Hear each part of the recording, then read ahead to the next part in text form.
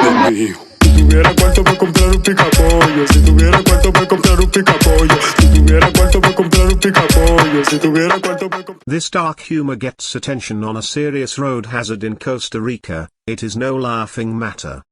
Motorcycles speed left and right around and between cars, buses and semi-trailer trucks on Costa Rica mountainous roadways.